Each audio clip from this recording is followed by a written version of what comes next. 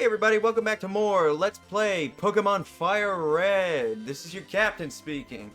Last time, we got through all of Route 3. I'm pretty sure that's Route 3. Yeah. And, well, we stopped here right before we're gonna go into Mount Moon. Couple things. My day one, Crobat Overlord, in the comments, pointed out that I was right about there being berries here. But they're actually on this little dark spot right here. So, Persianberry, I think that, if I'm sure, going to Berry Pouch, I'm pretty sure that heals Confusion. Yep.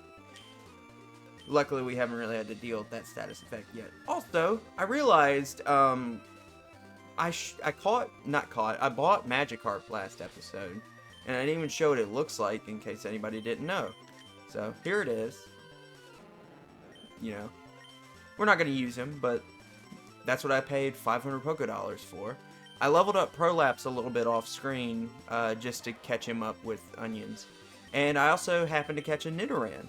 I'm going to box Nidoran though, but I just wanted to show that I did catch a Pokemon off screen.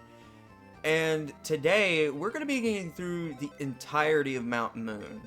I've also kind of made up my mind. It's been a long time. Well, not a super long time. It's been like a week since I've been able to record this because I was editing the old episodes and stuff. I think I realized that I want to make longer episodes, but fewer episodes a week. So I think what I'm going to do is make episodes that are longer, but then, you know, have them, but just have less episodes come out a week. So let's go into Mount Moon. It's really nice looking. Alright, so, it's gonna be a long one. Oh yeah, Geodude. Alright, so, unfortunately, Prolapse cannot do anything against Geodude here. But, like I said, I am gonna be catching some Pokemon, so I need to, you know, I guess I need to try. There's not a whole lot of Pokemon. Okay. Scratch that. There's a decent amount of Pokemon in here.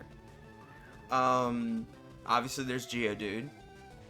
And one that I'm shocked wasn't the first Pokemon we actually ran into, Zubat. And very rarely you can get Pokemon like Paris and Clefairy. Which Paris gets better over time.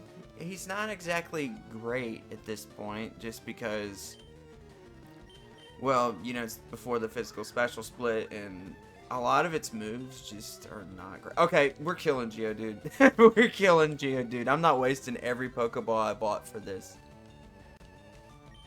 But Clefairy, I could actually somewhat recommend this one to you. It's a normal type in this game, so any move that stab is gonna be a physical move, but it has pretty good special attack, and it learns quite an impressive variety of moves. It's definitely worth looking into if you just don't really have an idea of what your team member, if you're missing a member of a team and you don't really know what can fill that coverage gap. Clefairy probably can actually do that for you. Because, well, it learns quite a variety of moves. Bullet Seed. I don't really like this move much. It's a move... Paralyzed, yeah. You know what, let's... rather than me stumbling and stuttering trying to explain the move, let me just read the description. The user shoots seeds at the foe. 2 to 5 seeds are shot at once. It's alright. It's never been a move that really strikes my fancy. We might be using that, that Repel I bought last episode. I don't know if it was last episode. It might have been the one before that, but, can't remember, do we? Okay, we've got Quick Attack now. Whoops! Prolapse has a habit of, critical hitting all these Pokemon, it seems. Suspicious men are in the cave. What about you? I don't know. What about you, Bug Catcher Kent? More like Bug Catcher. Might have to... I don't know, I might cut that out. Alright. Thunder Shock. Really? That means nothing to me, man. That means nothing to me. We're starting to actually get out of the sections of the game that I have always kind of found, like, they're not bad sections of the game, but they're never parts of the game I'm, like, excited, like, oh, awesome, we get to go through Mount Moon again. We've got a little, I like to think that after this recording session that I'm gonna do, I plan to get a pretty good distance today. I like to think that after that we can kind of slowly start to open up the game a little bit more and get a little bit more freedom. But that's kind of up to how far I can make it. So, alright, we're going to use Thunder Wave on Zubat here. Because obviously attacking him has not been going too well for him. We can't really use that on Geodude though, unfortunately, because he's a ground type. They made it... Wait, hold on. I don't know. You might be able to paralyze ground types. We can try it. I don't think we can, but we can try it. Leech Life. That's a move that is terrible right now. Like, it only does, like, I want to say 20 damage.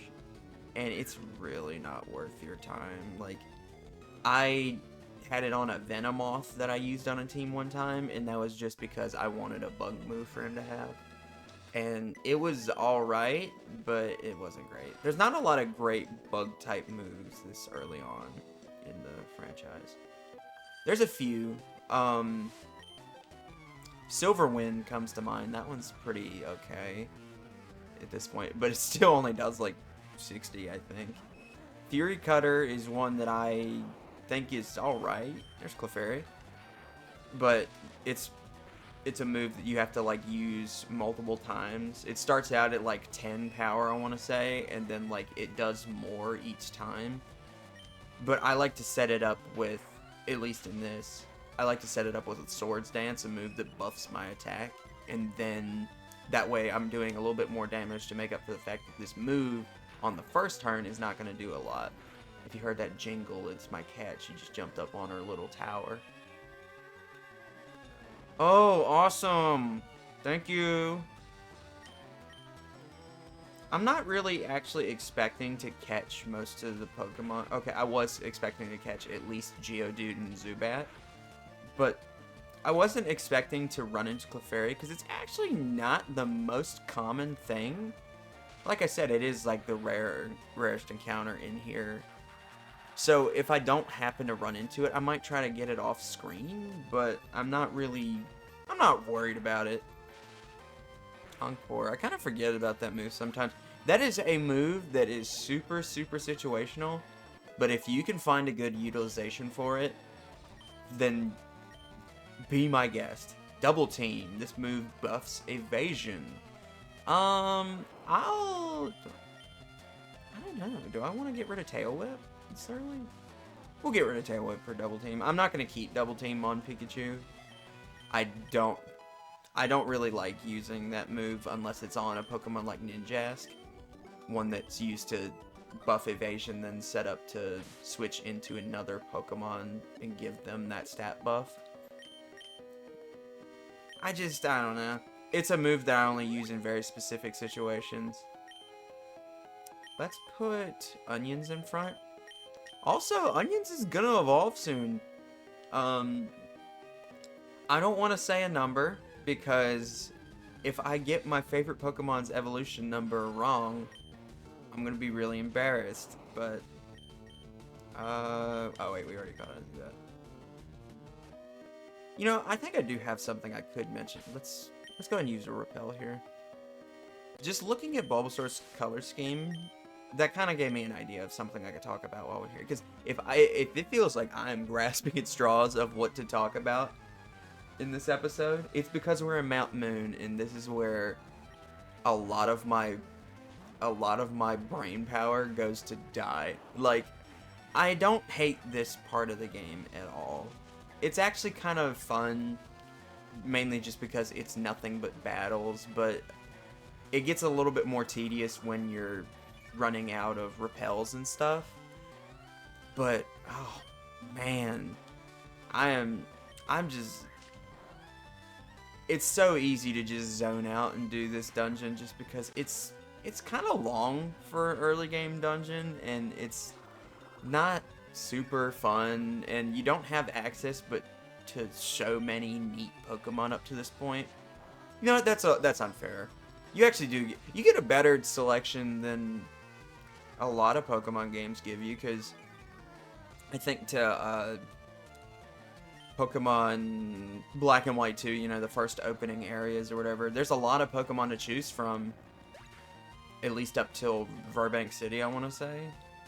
But until then, it's like you are really, until you get to Burbank City, it's like if you've used some of them, you've used all of them.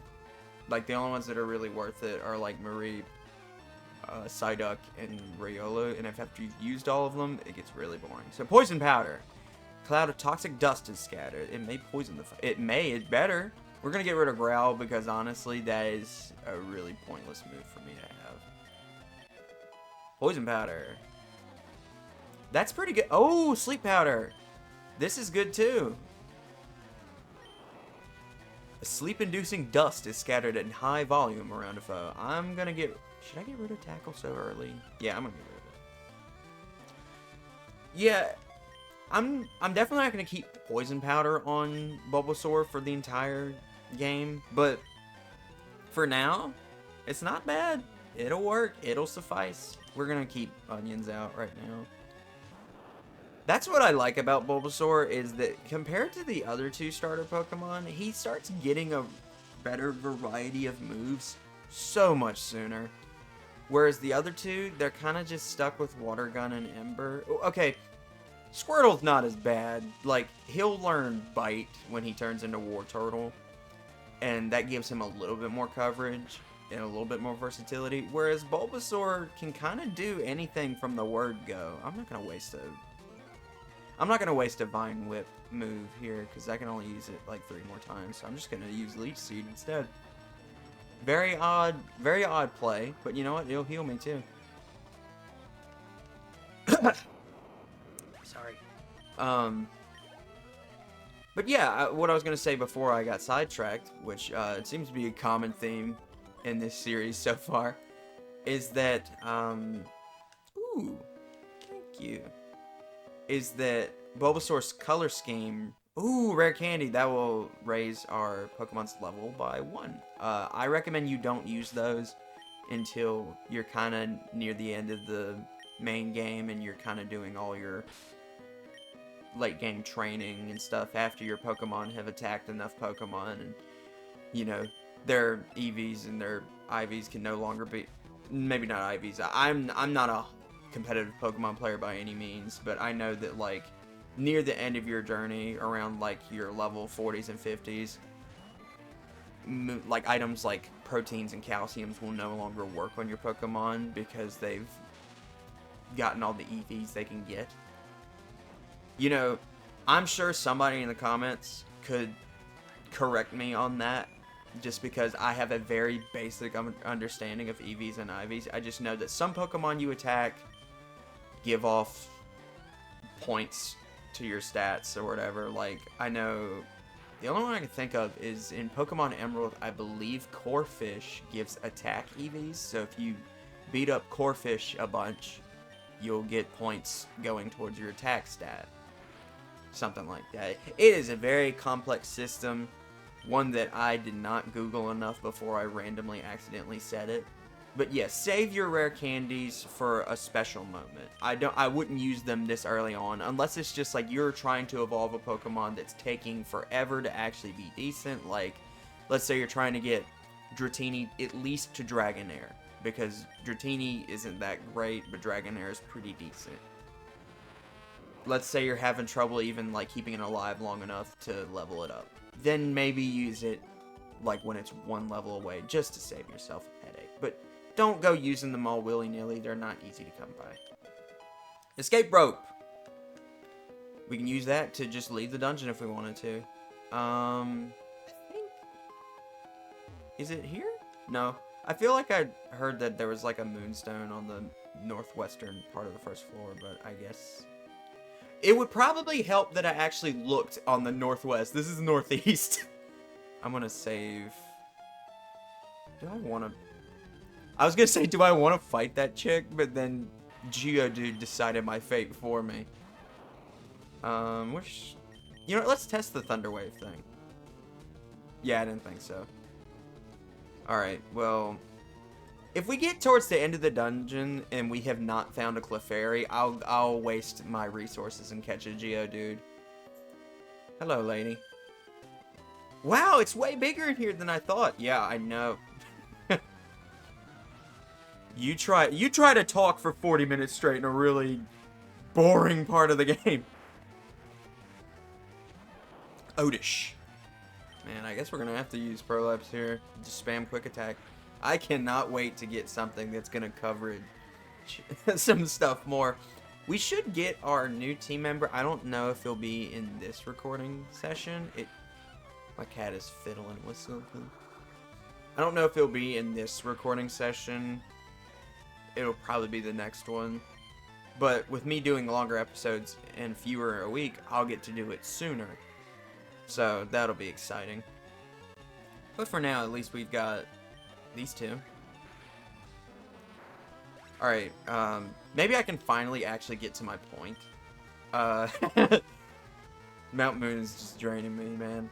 I like Bellsprout's sprite in these games. Bulbasaur's color scheme is more kind of bluish than straight up green.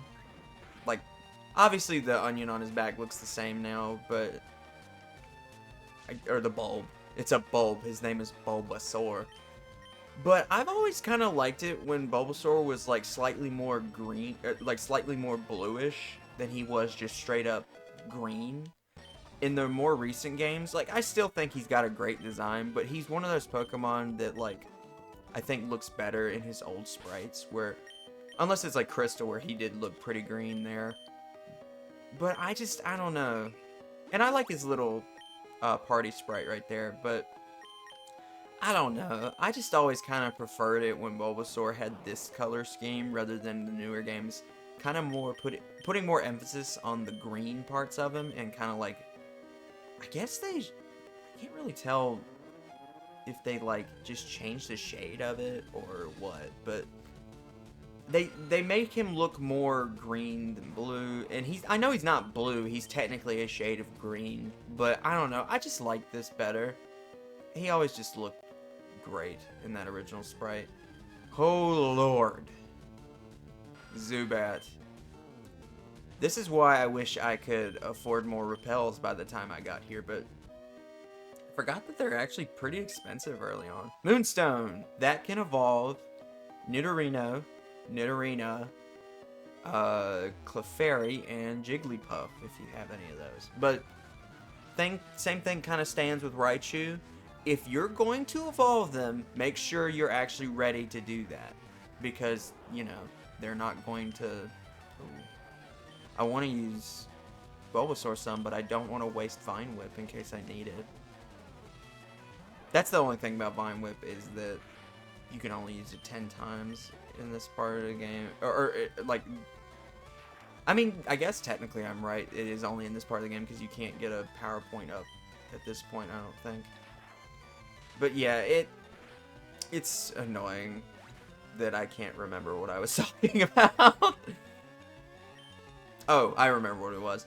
Similarly to Raichu, you can only, like, learn moves as, like, the previous Pokemon. Like, obviously you can learn things, but make sure you've learned all the moves Nidorino wants to learn before you evolve it into Nidoking, because as far as I know, Nidoking can't really learn any other moves except Megahorn, I think.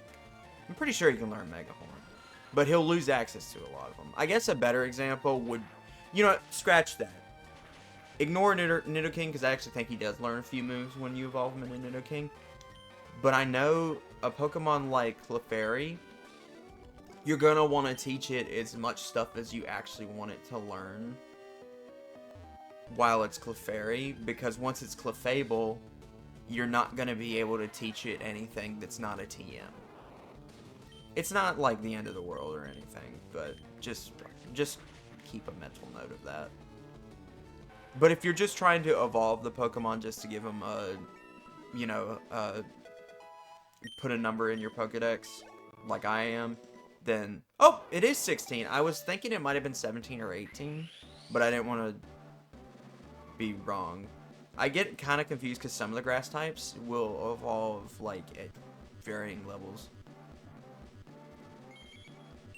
Trade-off usually is that they learn better moves. Alright, Ivysaur! I was so happy when they brought back Ivysaur for Smash Brothers. I was so happy. Because... Oh! We'll talk to that gentleman in just a second. Ether. I'm going to recommend you save those. But if I have to, I might actually use one. That's going to recover your power points. Onions! Alright, we're definitely not going to use Vine Whip now, because it'll definitely kill this guy. But you know what? We'll try Sleep Powder. We'll just see. We'll try catching this guy. I love Ivysaur's back sprite here, too. It looks very nice. Very colorful. That's what I love about the... That's one of my favorite things about the Bulbasaur line, is that it's so colorful. Like, I love it. It's just, it gives off a tropical feeling, or whatever. Also, it's like, what the hell even is Bulbasaur? Like, when I was a kid, I thought he was supposed to be, like, a completely made-up animal. Oh, we got Geodude, rock Pokemon. Its round form makes it... Why am I acting like that's like a variant? Its round form makes it easy to pick up. Some people have used them to hurl at each other in a snowball fight. Dude, what do you mean he's easy to pick up? He's 44 pounds. I mean, granted, you can pick that up, but he's easy to pick up? You're not going to just pick it up on accident. Like, you're going to know. If I remember, he's got a goofy sprite. Yep. Look at it. Alright, we're going to switch into Prolapse here. But yeah, I love Bulbasaur's, like, color scheme. It's, even now, like, at least Ivysaur and Venusaur, they're still blue. I don't know why they mainly only focus changing on Bulbasaur's color scheme. I'm not sure why. But I love it. I love it so much. Like, that tropical feel. It's great. Always makes me think of fruit. It probably was the intention. But yeah, when I was a kid, I never could put my finger on what Bulbasaur was actually supposed to be. Like, I remember Death Battle called him like a froggy plant turtle thing. I was like, I don't know, he kind of looks like a cat with an onion on his back to me. Like, cause look at his little ears. Frogs don't have ears. And I was like, but he also looks reptilian-ish. So I never could, and whenever I think of like reptile-ish Pokemon, I think of Venusaur. But he's actually probably closer to an amphibian. Especially when, in Let's Go Pikachu and Eevee, when I finally got my Venusaur for my team, because I was like, duh, I'm going to use him. Especially since he can follow me around. When that dude started hopping after me, like he's jumping, bounding like a frog, I was like, huh, okay. Team 46 Thief, appropriate for Team Rocket right here. I completely got Bulbasaur sidetracked. That's Team Rocket. That is, those are the main bad guys in the game. They steal people's Pokemon like the shitheads they are. They're essentially supposed to be the freaking Mafia. Especially if you look at their boss. He is supposed to straight up look like a Mafia Don. And you don't technically have to run into that one. But you can. Alright, see, this is why I didn't want to just use all of my Vine Whips, because if we keep running into Geodudes, we're actually not going to be able to really do anything. Okay. Yeah, we only got one left. We might have to use that ether I found. The thing that sucks is ethers are not really items that you can find more of. Once you find all of them in the game, yep, shit. Once you find all of them in the game, you're done. Like, that's it. Go home. So, one thing that is kind of fun is kind of keeping track of your power points. Oh, man. This is what I get for talking shit about Onyx earlier. Alright, we're gonna have to use the ether, unfortunately. Because I'm sorry, I'm not using any of these guys, because they're not gonna be able to do shit. I guess we could use, Leech Seed and Sleep Pattern, just kind of watch his health go down, but I kind of respect you guys and my time a little bit more than that, to just wait that out. But yeah, PowerPoint consumption is definitely something you have to worry about more in these early games. And it kind of is fun to some extent because it kind of gives you a bit of a challenge. It's like, can I get through this cave using all the moves at my disposal here? Which obviously, judging how this went, no. Oh, come on. We're definitely gonna buy more repels before we go into another cave. It was just, they're kind of expensive early on, and when you don't have but so many trainer fights to do, it's hard to get a lot of money early on. Revive! That is a pretty damn good item. It can revive your Pokemon after it's fainted, and if you got some potions, you can pretty much completely heal yourself other than your PowerPoint moves. And kind of save yourself a trip to the Pokemon Center, especially if you're being lazy and don't feel like walking back. Team Rocket Grunt.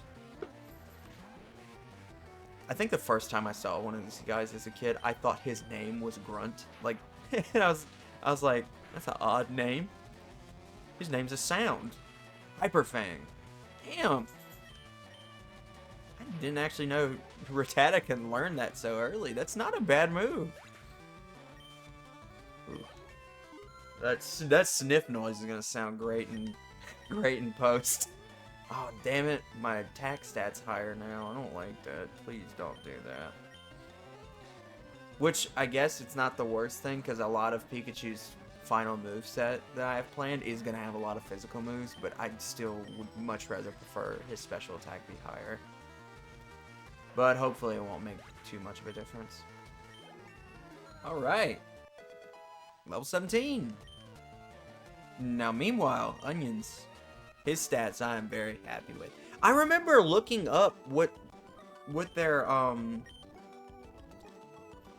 natures did off screen, but then again, it was last week, so I had full intention on saying like, oh, this is what their natures do. I just know what I do remember is that Onion's nature lowers his speed. I do think that much. Wait, I don't know. Does that make sense with it being pretty sure hasty? I don't know. I'll look it up. Hopefully, I'll actually remember for next time.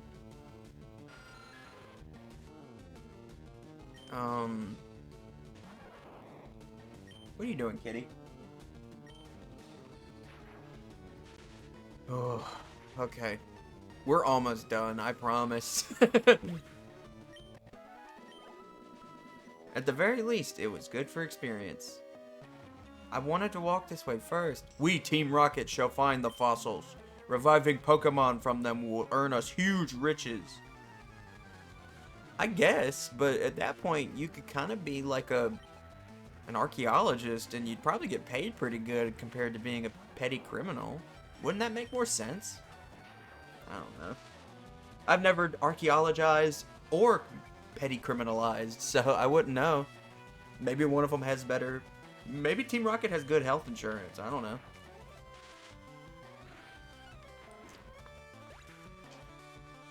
Scratching post. Cat is doing a scratching post. Zubat. One thing that is nice is Thundershock doesn't do, like, the best damage. It only does, like, 40, and, you know, Stab will kind of put it up to, like, 60. But you can use it a lot. You can use it twice as much as you could Thunderbolt without, you know, increasing the stat. Alright, let's check right here. I would love to walk 4 feet, Zubat. You blight on existence. Okay, that's not true. I actually really love Zubat. He evolves into Crobat.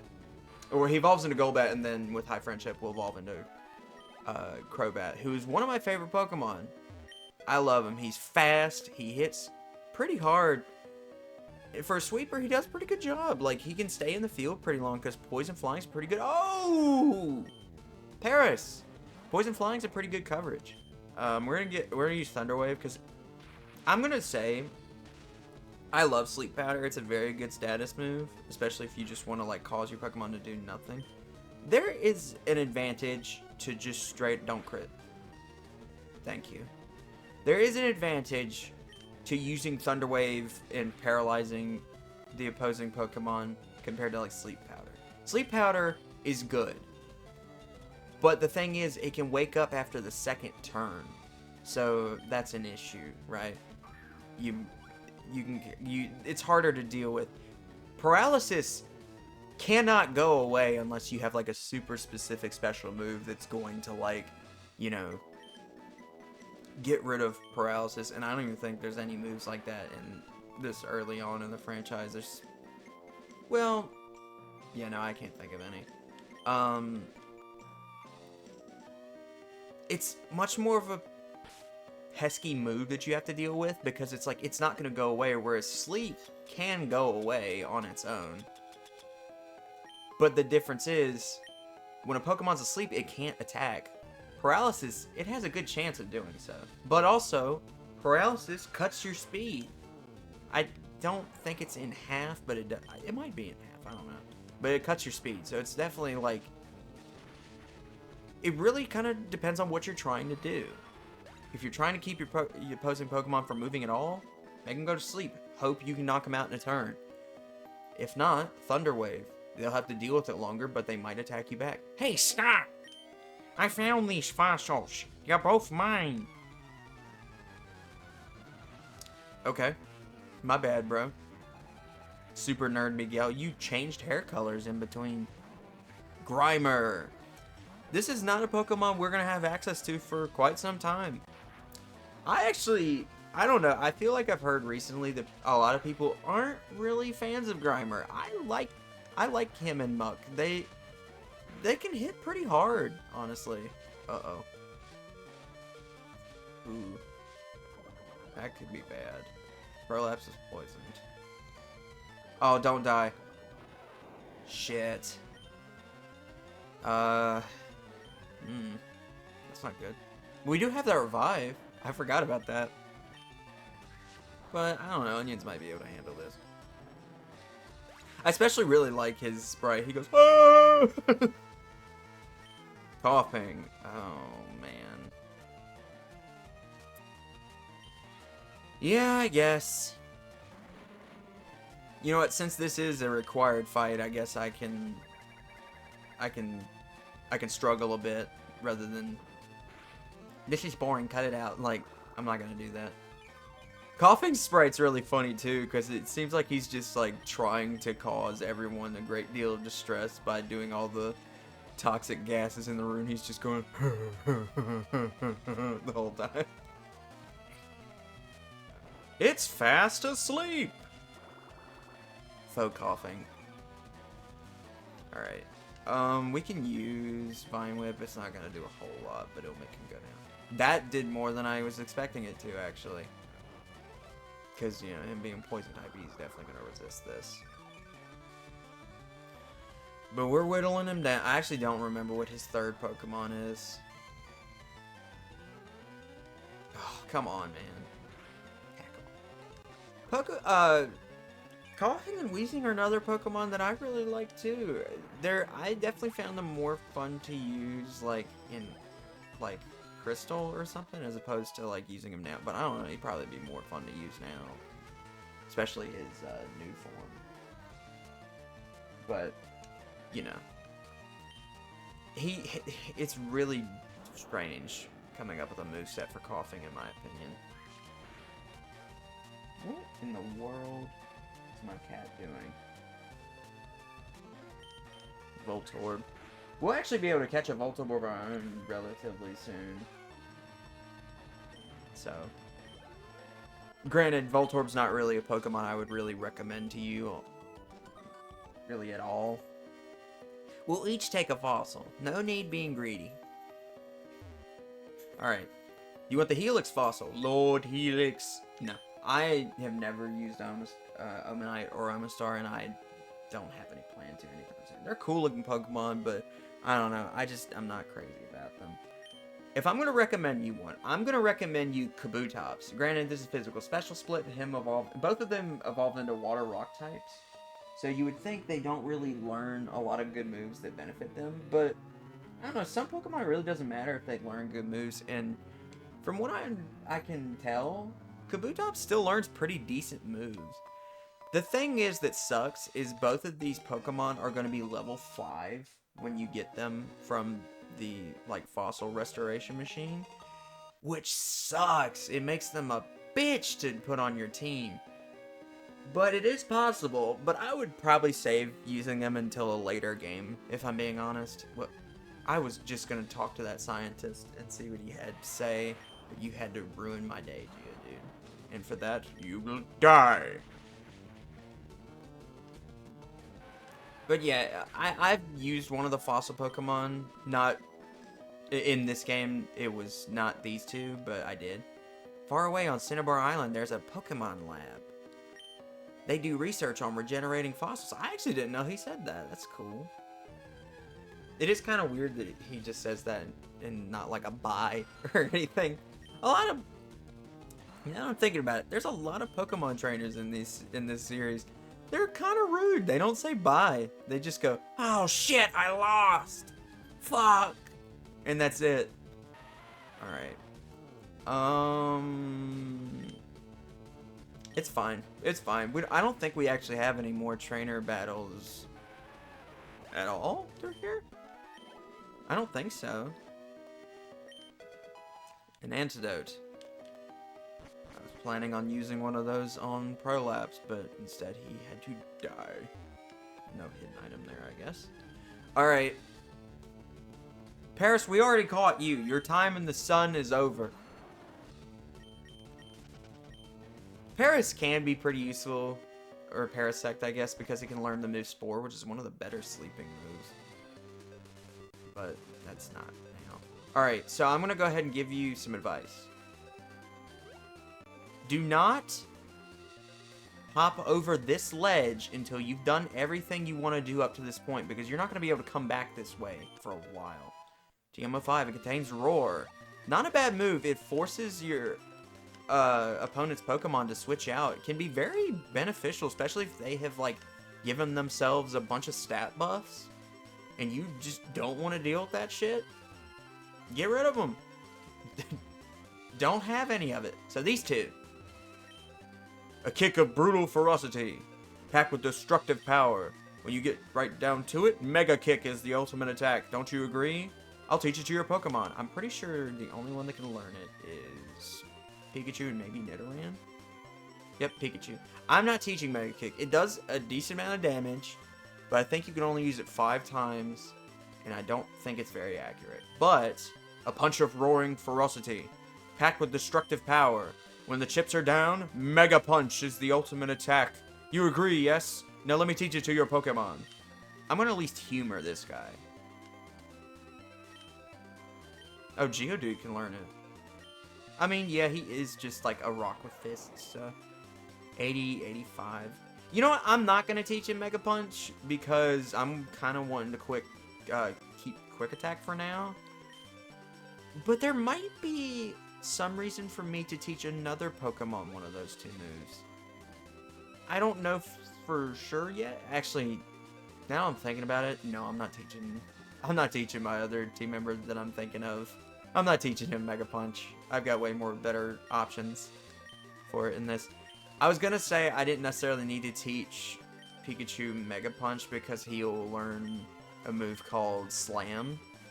Well, actually, I don't know if he will because I don't remember I don't know if he learns it before or after level 26. And pretty much as soon as I get a Thunderstone and he's level 26 and knows Thunderbolt, I'm evolving it. But I don't know. You should go before the misguided fool. See, who trains only a silly kicking move over there. My stupid friend over there. Do not learn his stupid move. I'm not a huge fan of those moves. Alright, over here on this route, you can catch, I think, Sandshrew and Ekans. And, of course, Rattata. Cat, what are you doing? Hey! She's, like, climbed up in my blinds. What the hell? There are some Pokemon you can catch up there. I'm probably gonna fool around with them off screen. But here we are in Cerulean City. This is not a huge city, but there is some stuff we can do. Mainly, the Pokemon Gym. Cerulean City Pokemon Gym. Leader Misty. The tomboyish mermaid. Alright, so let's stop by a Pokemon Center. And whew, that was, we're at 40 minutes, ladies and gentlemen. And that's how long it took to get through Mount Moon. And, yeah, I'm hoping to make progress like that more often, rather than let's get through half of Viridian Forest in one episode, and the other half in the next. But for now, we're gonna call it. Next time on Pokemon FireRed, we are going to explore more of Cerulean City and maybe a little bit of its surrounding areas, and we might just even do a little gym challenge. See you guys next time.